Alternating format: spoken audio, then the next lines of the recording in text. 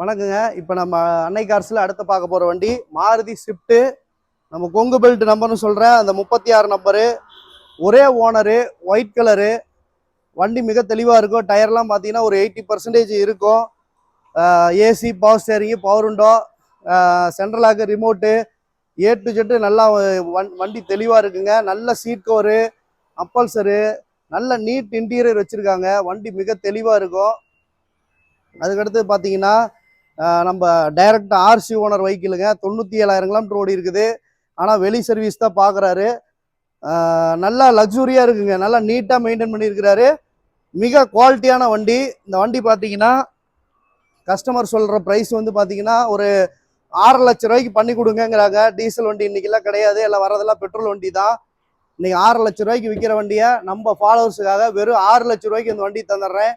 நீங்கள் வாங்க, வந்து எடுத்துகிட்டு போங்க. வண்டி மிக குவாலிட்டியாக இருக்கும். இந்த வண்டியோட விலையை 6 லட்ச ரூபாய்க்கு நான் தந்துடுறேன். வாங்க.